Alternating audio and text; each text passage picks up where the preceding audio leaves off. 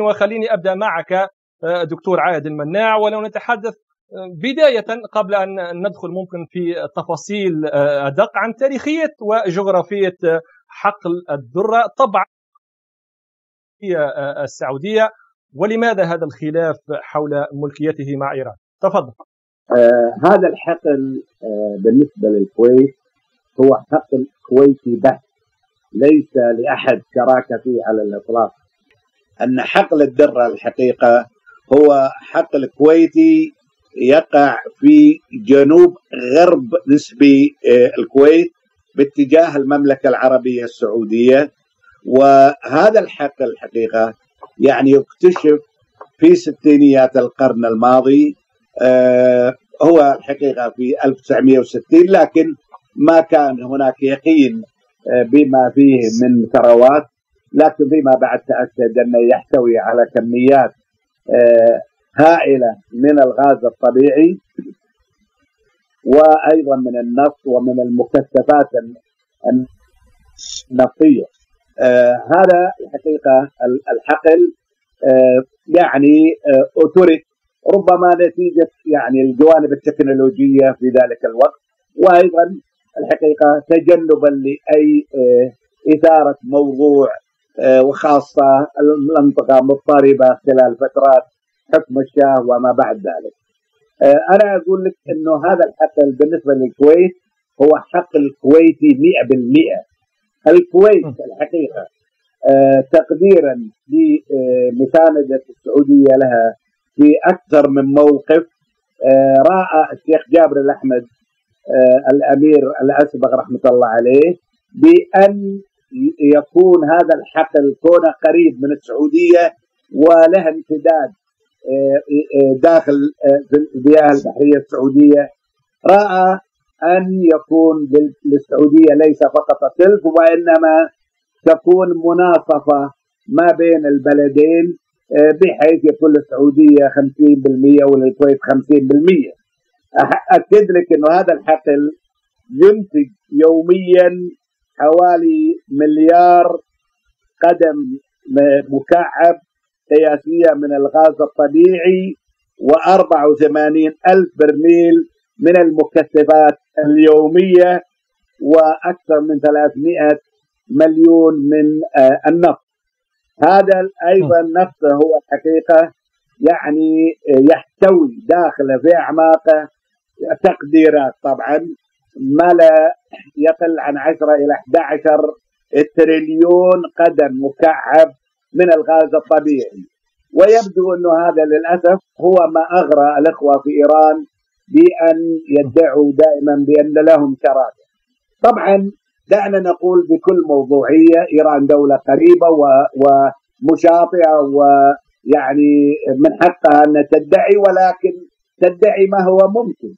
الموقع الجغرافي لهذا الحقل بعيد عن إيران، أرش فوق الحقيقة حقل الدرة شمالا غربا وشمالا في هذا الجانب.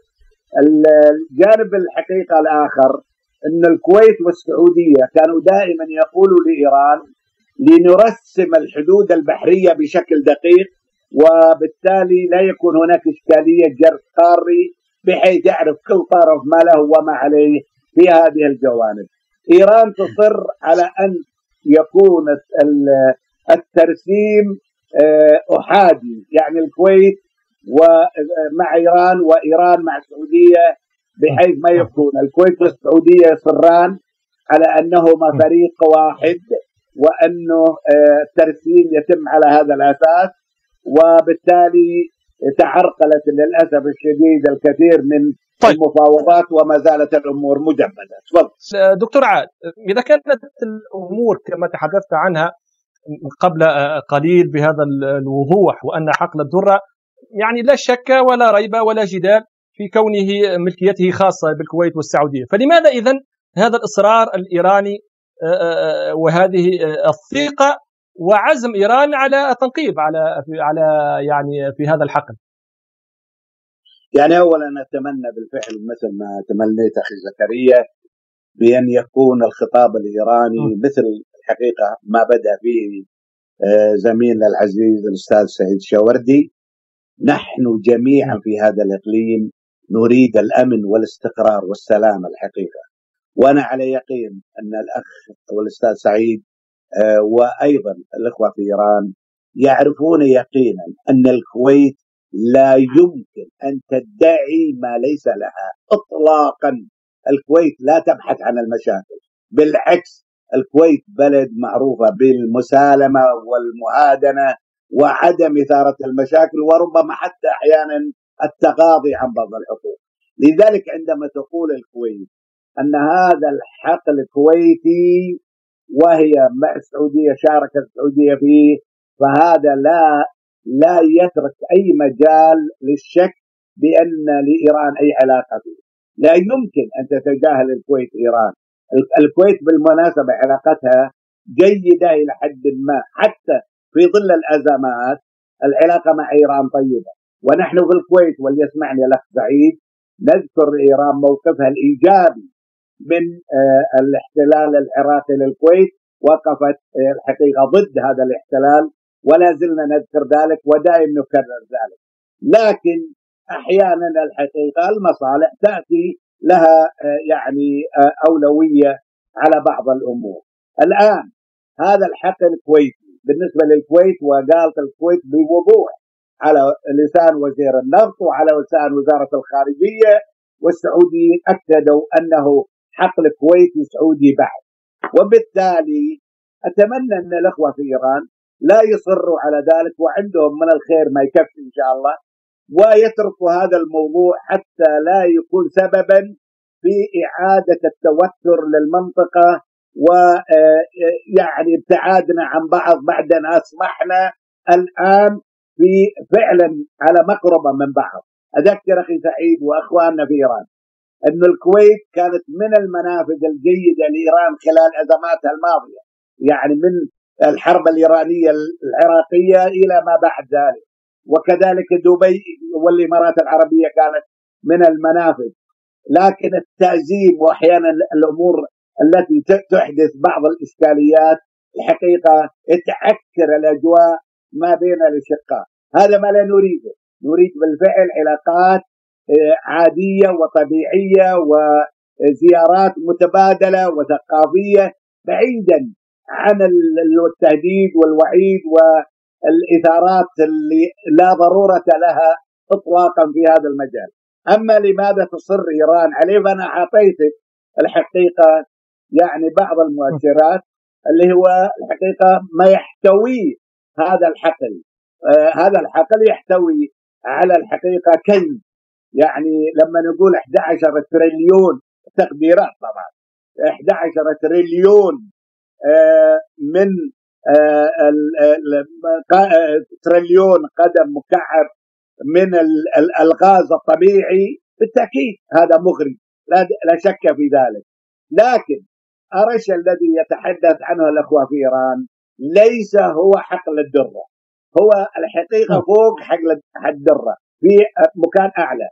إيران تدعي أنه حقل الدرة هو أرش حتى تمد نفوذها عليه، وهذا الحقيقة أشارك أخي سعيد بضرورة أن يكون هناك يعني اتجاه دولي أو اتفاق ما بين الأطراف على أنه يحدد بشكل دقيق.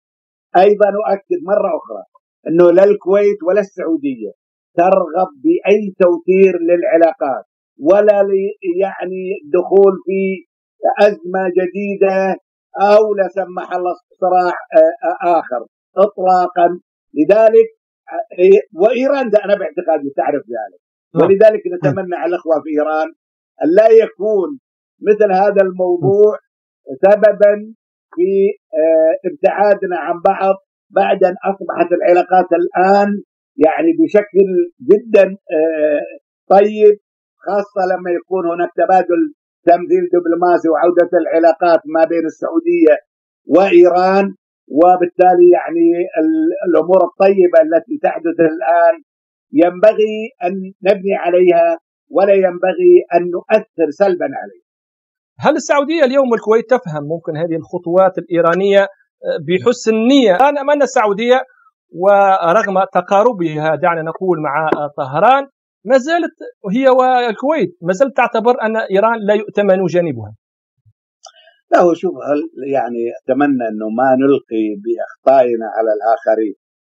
يعني والله في أطراف العالم كل يعني لا مصالحة.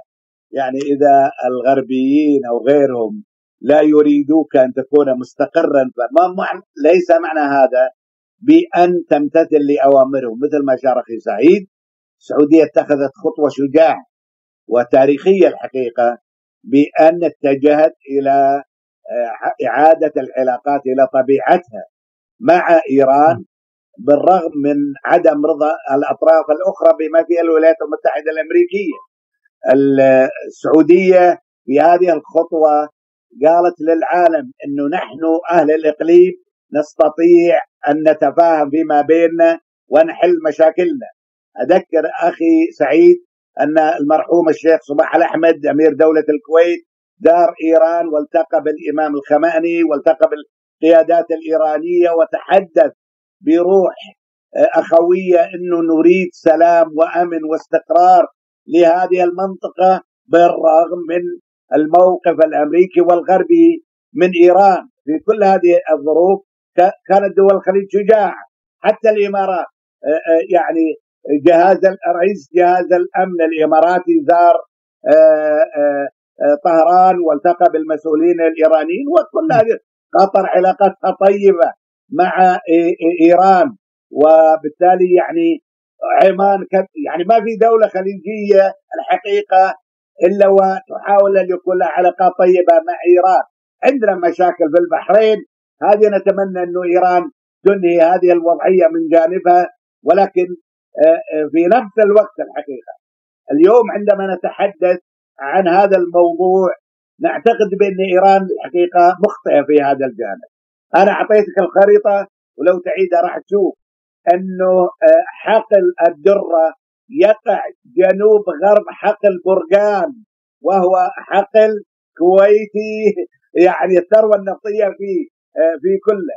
حقل أرش الذي يتحدث عنه قلنا أنه فوق ذلك، ولا ينبغي أن يخلط الأمر في بعضه.